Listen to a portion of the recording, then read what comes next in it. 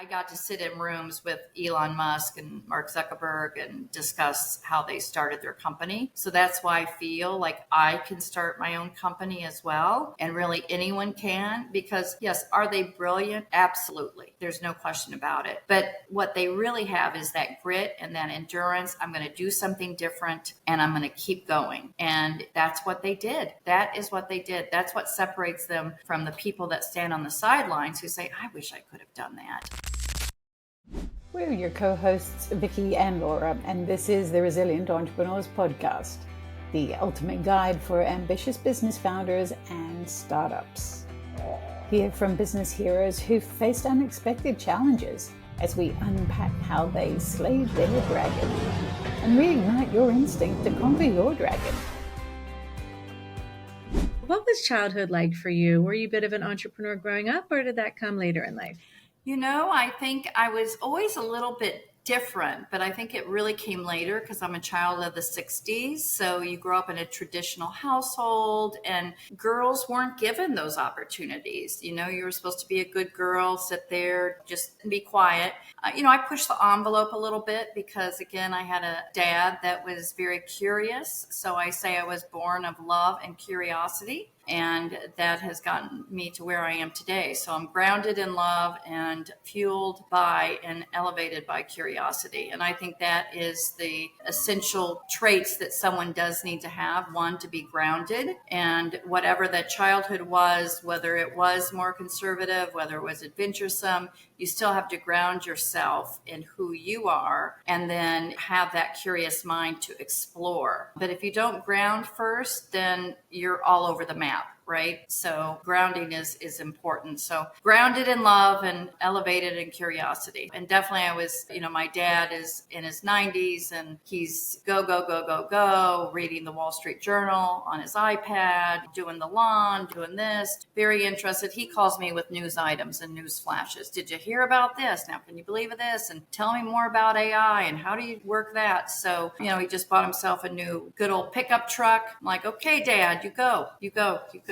Get that pickup truck. And his mom was very entrepreneurial, and very strong-willed and had a career as a librarian in the 1920s. And then she got married and had to quit her job. And she was very upset about it, my dad said. So because women should be able to work, because she had an aunt that had never married and had run a lumber company out of actually Wisconsin with a man, but she basically ran the company. So it kind of runs in your blood. When you hear stories like that, you become passionate. Again, that grounds me in my being, if you will, and my lineage. So it's almost, some of me doesn't want to disappoint great Aunt Lil.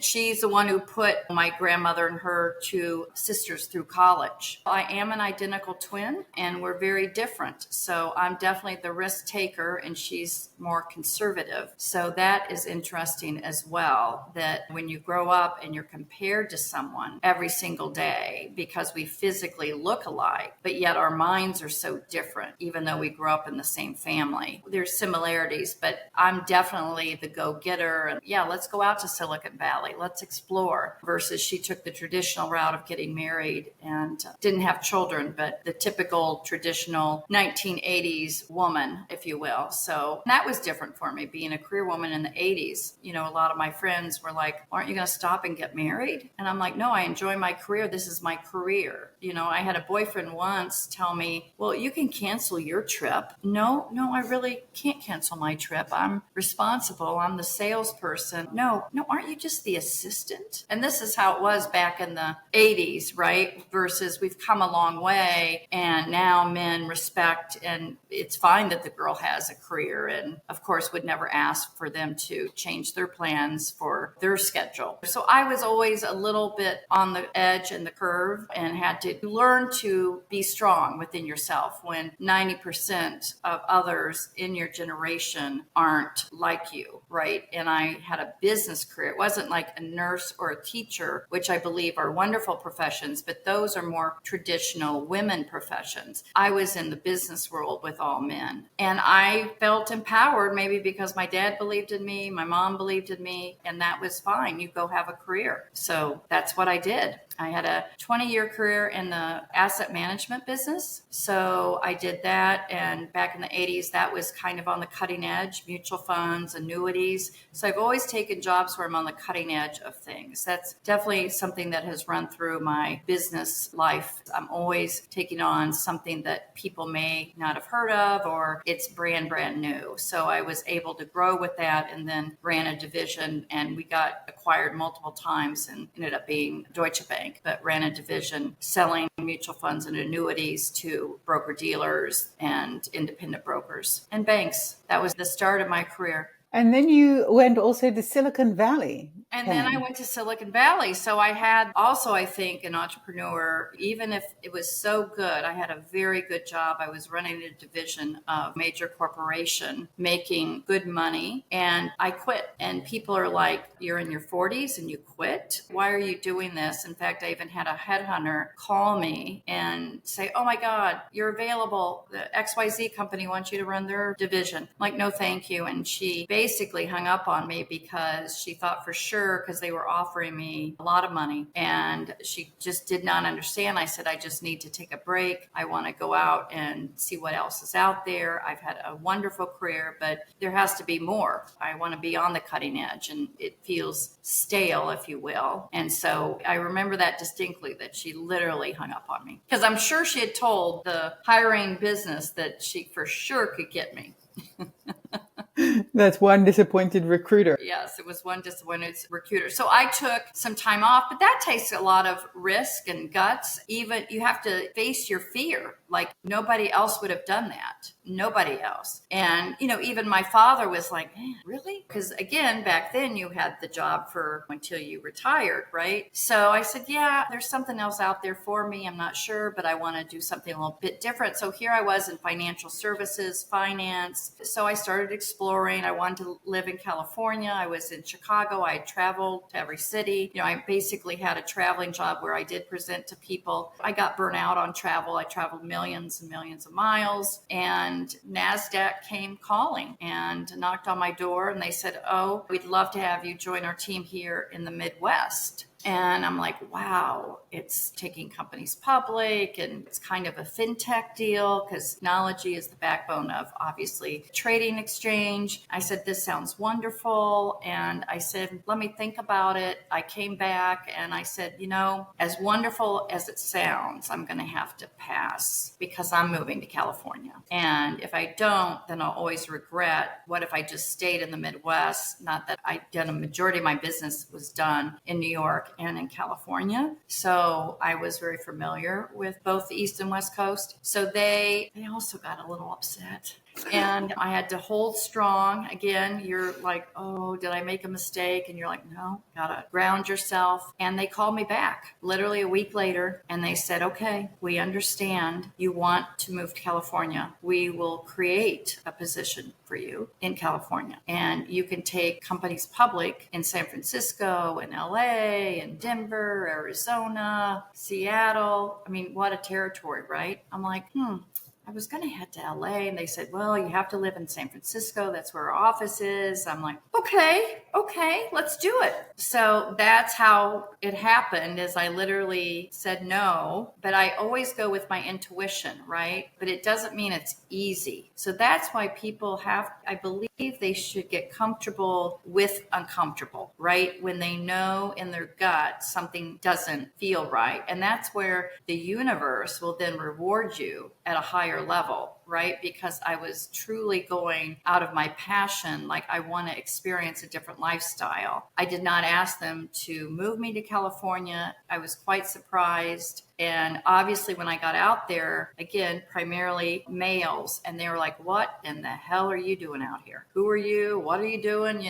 So it wasn't an easy road. Let's just say they did not roll out the red carpet for me when I got out there. Because why were we adding another person? Did we have enough business? to have another person out here. So, I had to tread very lightly with that and work with my male partner, which I respected and admired. And he had to get to know me and understand that I wasn't here to take from him. We were here to expand the business. Believe me, many, many days and nights, you're like, should I just go running back to Chicago? Can I stick this out? But again, I think that's that fortitude and maybe the Midwest grit of like, okay, I'm going to stand my ground and I'm taking a risk and it's okay. It's okay. And I knew what was to come. I was going to meet these amazing people creating amazing products, widgets, technologies, whatever. And even though I didn't know what they were making, I was going to learn, right? So that was in the early 2000s. So that was incredible. And I did that for 15 years at NASDAQ. So I actually came back to the Midwest for about 8 of that. I guess I did half and half because my mom became ill. So they, again, great company, moved me back and created a position for me here in the Midwest. So I guess I have something that attracts people to want to work with me. And I think it's my grounding and my ability to speak up and speak my mind and not waver and not answer questions the way they want them to be answered, right? So I can disagree or expand on something and get respect for that, right? So they want a strong individual. So I think I get that again from my childhood, being compared maybe to my sister as an identical twin. And again, just from that lineage of strong women and not wanting to disappoint them, right? Like I can't quit now, having godchildren. Nope, I'm going to pave the path. I may be all bloodied, but I'm going to cross that finish line. And I used to always say taking companies public. So the part of that was I competed with the New York Stock Exchange. So they had a choice. But when you go public, you must choose an exchange. Now, most people would think, oh, tech goes on NASDAQ and traditional business go on New York. But there is a competition there. We want that business. So I would say every day was the Super Bowl. And I competed every single day with one competitor. That's it. In my asset management days, I got market share, right? So I competed with 20 people and we were friendly. Okay, I'll take 10%, you take 10%. Here it's all or nothing. So you can imagine the stakes in the news when, it really wasn't as much Tesla, although it got more competitive, but Facebook, which was the largest IPO at the time in history that went public. Yes, yours truly. Not that I individually did it, but I was the leader of that team that won that Facebook IPO. And I was going to stay in Silicon Valley or at my job, no matter how beaten down, or I was going to do that. So it's not like I guess to tell people you're not always feeling good or happy all the time, right? It's a balance. You have to have some good come out of it, but you have to have that long term. When I say long term, it is long-term goal, because it's not like I walk in and knock on the door and say, hey, do you want to go public with us? It was 3 and 5 years that I was working with these companies to go public. So Tesla and Facebook, obviously better known ones, right? So yeah, I got to sit in rooms with Elon Musk and Mark Zuckerberg and discuss how they started their company. So that's why I feel like I can start my own company as well. And really anyone can, because yes, are they brilliant? Absolutely. There's no question about it. But what they really have is that grit and that endurance. I'm going to do something different and I'm going to keep going. And that's what they did. That is what they did. That's what separates them from the people that stand on the sidelines who say, I wish I could have done that. You've got to jump in, literally jump in, both feet. And whether you're treading water at first or whether you're really swimming laps around the pool, you've just got to jump in and you've got to pivot and you've got to be able to be flexible. And again, the belief in yourself is so important, so important, because half the people may not know what you're doing. I mean, I went to Silicon Valley in 2005. And at that time, Mark he'd just gotten there. I don't know. I can't remember now. But I think it was Microsoft. Bill Gates offered him $1 billion. And I'm like, oh, why didn't he take the $1 billion? I mean, come on. It's an address book thing. Come on. What's going on? But little did I know he had a bigger vision, right? And then he brings on the right people to expand that vision, such as the Sheryl Sandberg. So there's a lot that goes into entrepreneurship. You can't just have the product. You have to have the people around you, the structure, and again, just the fortitude to keep going. And the vision, you mentioned the vision. And I Yeah. think the people you just mentioned are visionaries in their field. Absolutely. Absolutely. Yeah. And I know I'm at a different level, right? So Sure. I know, what Elon Musk went through to start his company. And you meet these people. And again, I think I am comfortable whether I was talking to Elon just like I'm talking to you, right? He doesn't know about the stock market. I'm educating him on the stock market. He can educate me on where they are and what their goals are to go public. Sometimes companies didn't make it public, but I was still working with them and I was always learning something, right? So it wasn't my choice whether they were going to go public or not. It was my choice to be a part of their team. And that's what the team that takes a company public, again, is your banker, is your accountant, is your legal team, is your exchange team. So we all work together. So I was exposed to all the legal entities and the investment entities and all of that, but they surround themselves with a team that believes in them. Now that team could be 5 people, but they need that team to believe in them and keep going. So many times, sometimes you'll see companies go public and you don't know how many times they were that close to shutting down, right? Yeah. So, Yeah, absolutely. and I think more and more Absolutely. people should hear, and maybe you have stories from entrepreneurs like that where, we had to take a step back. And you also have to be realistic. If you're selling a product in the market, is the market ready for your product? So you could be 10 years ahead.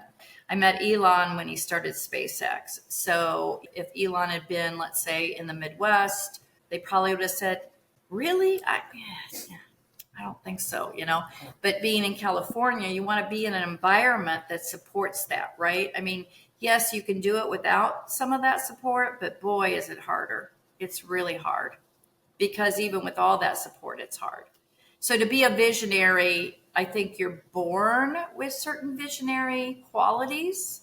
And that's where your background comes in, whether your family, they allowed you to run with ideas, big or small, and then you come at it and you say, wow, I'm going to develop a spaceship.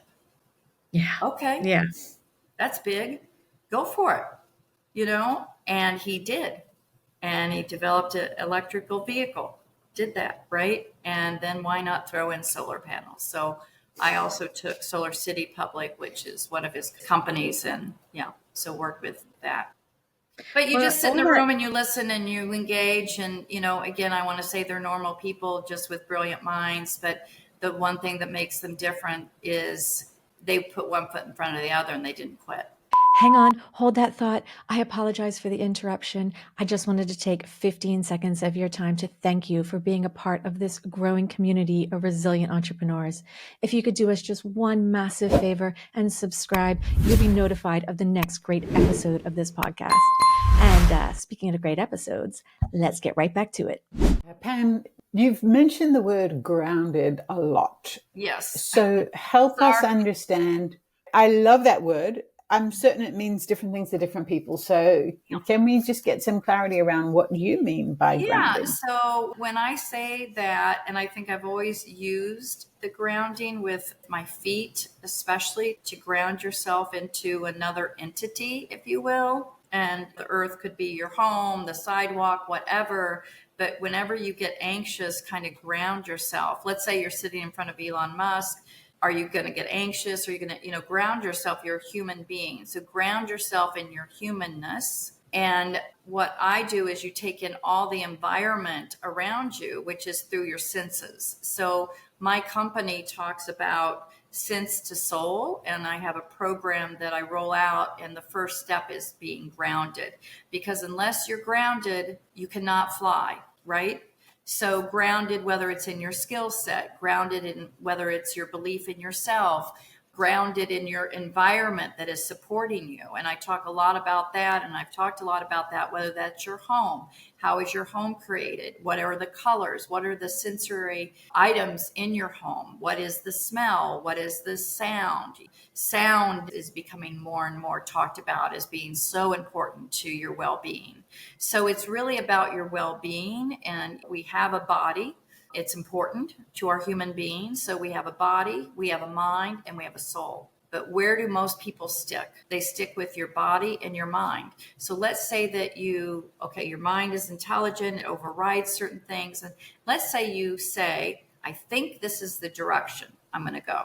What you're doing is you're using your mind, your intellect, which is part of you. But if you say, I know this is the direction, you're using your soul. So let's start using all parts of our being, your body, mind, and soul. And your body, we've studied it for centuries now. Unfortunately, if I had a heart attack right now, chances are in any city, I could get a doctor to do heart surgery. It's more common, right? So they focused on that. We're exercising our bodies. We know more about our muscles. We know about more nutrition. And then your mind. Again, we're exposed through Google and the internet, and we have information overload, right? So our minds are absorbing all of this, and then our mental well-being, part of that mind, our nervous system, they're studying that more. So companies, oh yes, we'll give you a membership to the gym. That's important for your body. We'll give you nutrition classes. That's important for your body. Oh, mental health days. Now that's important, right? And how your mental health is. And let's start talking about that. But is anyone talking about your soul and your soul health? So that's where I'm coming to corporations and saying we're missing a leg of the stool, and it's about soul health. And I firmly believe we're going to be a new paradigm where soul health is going to be more and more important.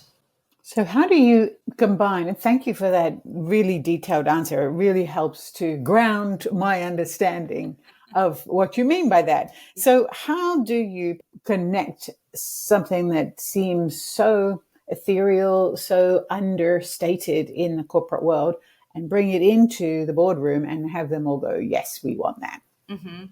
I will say just in the last couple of years, because I've been at this now for 4 years, in the first couple of years, when you say soul, people say religion, and that's not the case, because soul is a part of your being, right? But religion, again, all these man-made constructs may have taken parts of it and said, oh, this is religious. So that probably is the number one thing I have to overcome. And obviously religion is not talked about in corporate America. So I view it as, okay, you have organ health, which is your body. You have brain health, which is your mind. And then your passion and your knowingness and your what's inside of you. And especially in the entrepreneurial world, they understand this a little bit better. That's your soul. So what are you doing for your soul? It doesn't have anything to do with religion. Everyone has a soul, just like everyone has a heart, kidney, lungs. Everyone has a brain. Everyone has a soul. So let's start talking about it and make it more of a normal part of our conversation. Because back in the 80s, oh yes, let's go work out. Everybody, are you working out at the gym? How are those muscles doing? Have you done this sit up? Or how about that? Or, oh, there's this new dance class. Let's get into the groove there. And then mental health days, right? Prozac came out in the 80s. That opened up the door for mental health. So nowadays, you hear it all the time. Oh yeah, I'm on antidepressants. I'm on anti-anxieties. People are willing to talk about. Back in the day, people weren't willing to talk about it. Or let's say that they got overwhelmed and needed a mental health day. They weren't talking about that. Now they are. They even said it. Let's have a mental health day. So what are you doing to take care of your soul? And if you're soul driven, you're going to be more productive, more energized. And then I get into the energy. So we're energy beings. So it is very deep, deeper than what we have time to do. But let's talk about energy, which is the elevating part. So after you ground, you elevate your being. And that's through your energy being. And how are you taking care of your energy? Not just your muscles, not your sleep energy, let's say, but your internal energy. What exhausts you? What makes you wake up and feel energized? Is it the types of food you eat? Is it, again, back to your environment? I'm very much into this neuroaesthetics, which is a newer field now, but people and businesses are talking. And again, when I talk about neuroaesthetics, it kind of combines everything too, because again, it's your nervous system. So the whole body has to, or the whole being has to work together to really elevate for every person to be productive. Because why, if corporations are already, here's a health membership. Here's mental health days. If they're already doing all that, but yet productivity is still not where they want it to be, or people are still unsatisfied at work, what's missing? The soul. You're not talking to the soul. We need to start talking to the soul. And people need to identify. Again, is it fear or love? Only two emotions we live through, truly. Fear or love. You can't do it both at the same time.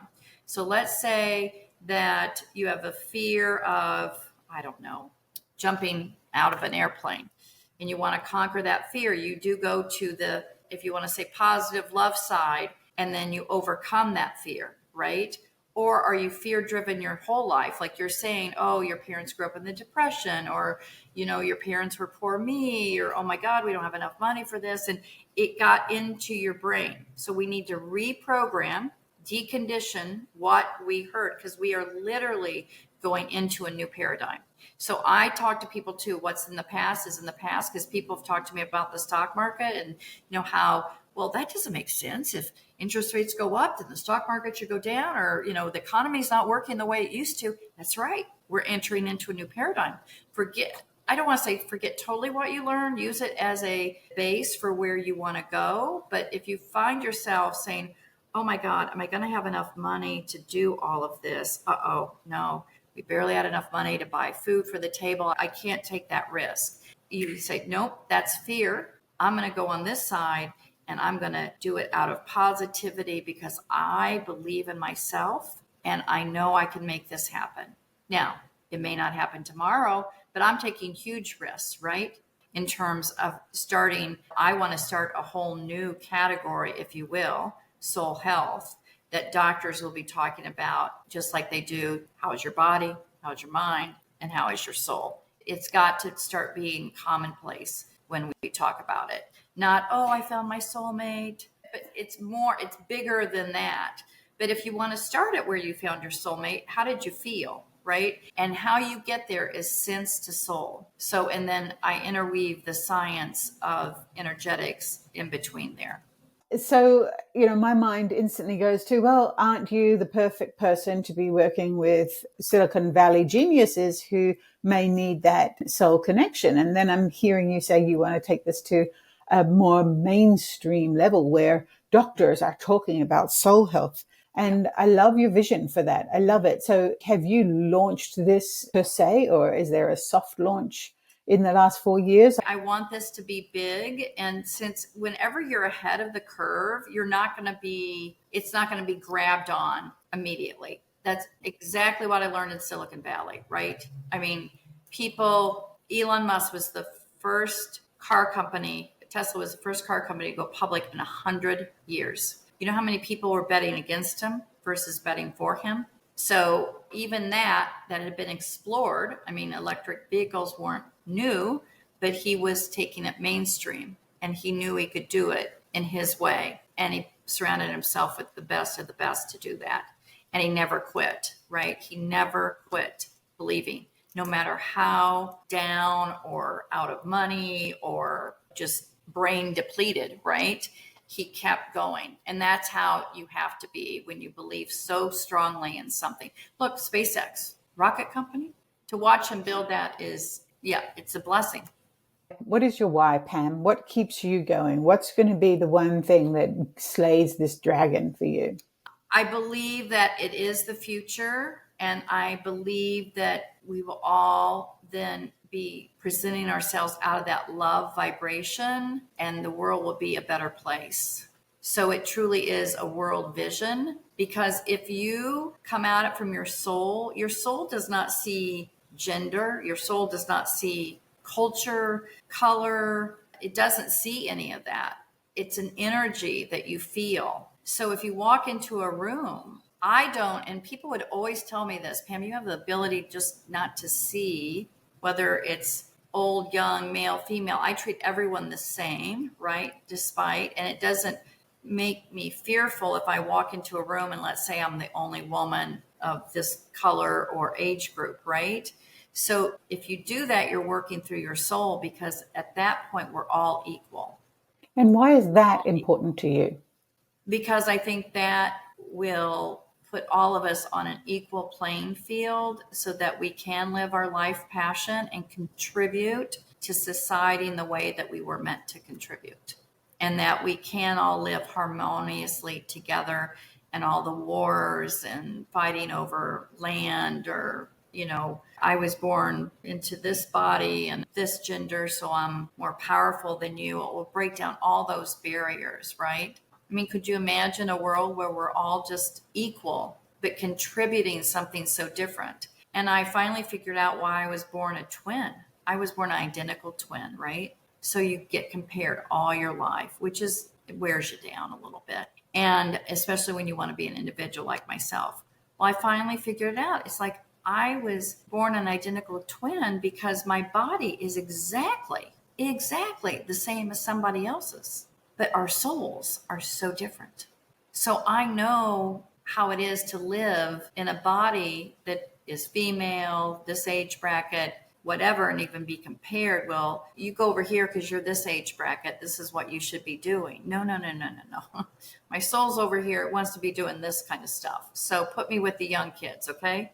Put me with the young kids. And in fact, I work with millennials, and they're like, Pam, you're really a millennial. You're not a baby boomer. You're a millennial. And I'm like, you're right. Probably my group is more millennial if you're going to categorize. But wouldn't it be wonderful to not categorize or not judge, if you will? So it takes some of that judgment away.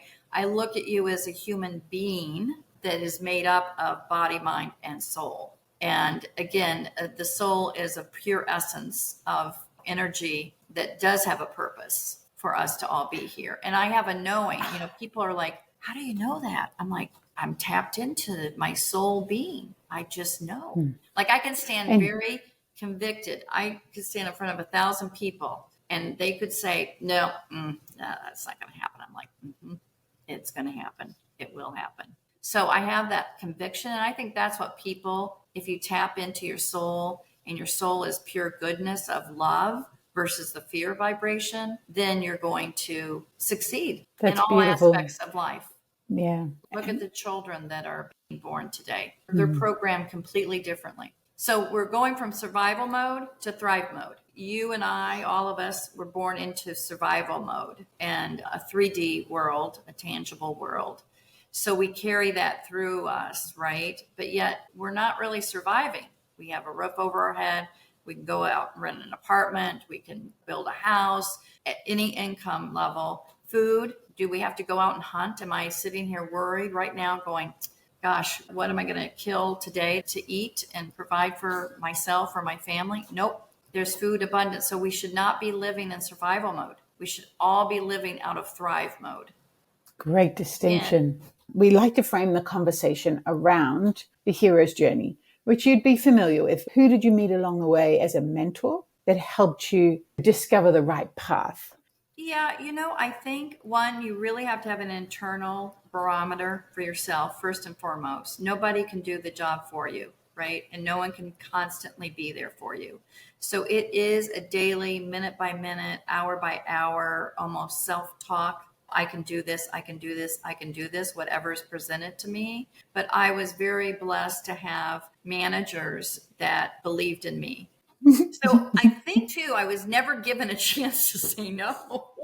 I do think given those opportunities to speak in large groups all the time, and those people believing in me was huge for me to present myself or the story or say, you have the knowledge to communicate that to this group. Yeah. And I'm seeing a common thread in what you've been saying today about that. And that is to surround yourself with people who believe in you more than you may believe in yourself at the time. Absolutely. Absolutely. Yes. I see a book in your future, if there isn't one already. Well, yes, I'm contemplating and working through that. So thank you. Sometimes you don't think your journey is as interesting until you start talking to people about it. And then they're like, oh, that's fascinating. And you're like, oh, really? Because you know how when you live it, you're like, oh, yeah, that was nothing. That I just did that. It was your normal, but to other people, it's just extraordinary. Yeah. And I would say you do have an extraordinary life and career to talk about. I'm excited just to be here sitting talking to you with like 2 degrees of separation of Elon Musk. Oh, you That's kind are. of I mean, seriously. that's a little mind blowing to me right You now. are. Like that's hard to even fathom, sitting here in little Bermuda and then so close to someone who's known someone on a first name basis like that. Very exciting that you've had that career. And I can only imagine now the help and inspiration you can give to others who are in maybe the early stages of their career, Yeah. whether they're an entrepreneur or within a bigger corporation.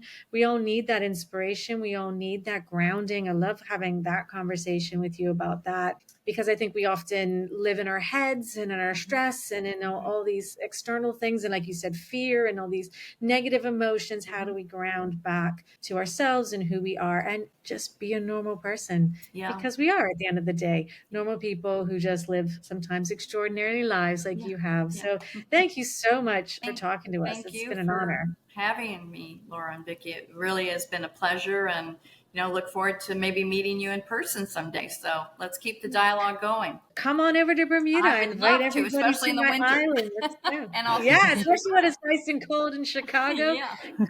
Come on over to Bermuda. It's lovely here. Definitely anytime, just let me know. We'd love to have you. Definitely will. So thank you.